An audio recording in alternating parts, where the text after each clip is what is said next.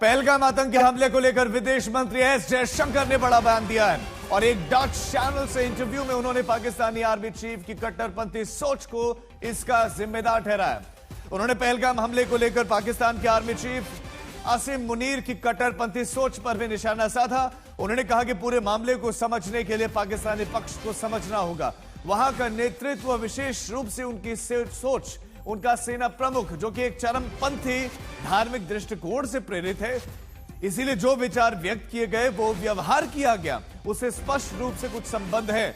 और उन्होंने कहा कि पहलगाम में आतंकी हमले का मकसद कश्मीर में पर्यटन को नुकसान पहुंचाना, धार्मिक विद्वेष पैदा करना था। इस बीच में सीज फायर को लेकर अमेरिकी राष्ट्रपति डोनाल्ड ट्रंप की लगातार बयानबाजी के बीच विदेश मंत्री एस जयशंकर ने एक बार फिर से भारत का स्टैंड ये साफ कर दिया है। उन्होंने डच चैनल को इंटरव्यू दिया। जयशंकर ने कहा कि मुझे लगता है कि अमेरिका यह समझेगा कि भारत एक बहुत ही स्वतंत्र देश है जो ऐसे निर्णय लेगा जो कि पूरी तरह से भारतीय हितों से प्रेरित होंगे। डच चैनल को इंटरव्यू में उन्होंने कहा।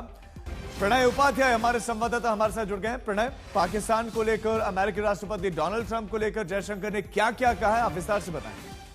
देखिए, विदेश मंत्री डॉक्टर एस जयशंकर यूरोप के दौरे पर हैं। वो डेनमार्क, नेदरलैंड और जर्मनी के दौरे के ऊपर हैं और इसी दौरान उनका ये बयान सामने आया है। जो स्थानीय मीडिया है उसको उन्होंने एक इंटरव्यू दिया। उस इंटरव्यू में जाहिर तौर पर ये सवाल उनसे पूछा गया कि डोनाल्ड ट्रंप जिस तरीके से कह रहे हैं उन्होंने मध्यस्थता की है, भारत पाकिस्तान के रिश्तों का भविष्य क्या है।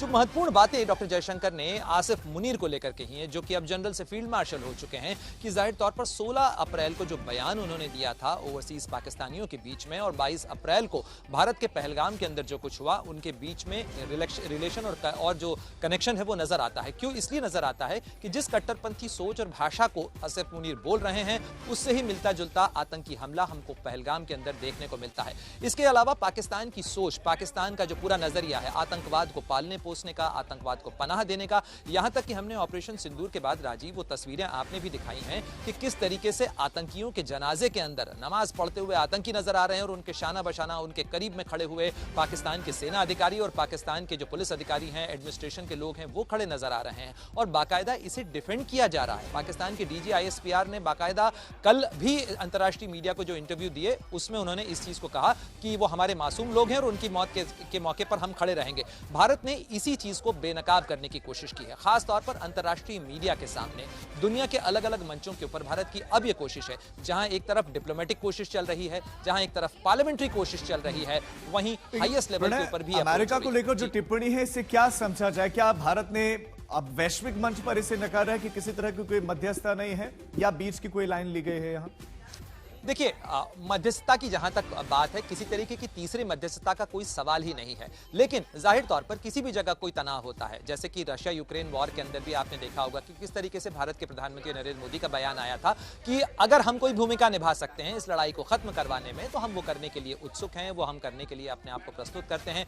जब भी कहीं कोई तनाव होता है, दुनिया की विश्व बिरादरी के बहुत सारे लोग, देश उसमें अंदर इन्वॉल्व हो जाते हैं, कोशिश करते हैं कि इस तनाव को कैसे घटाया जा सके।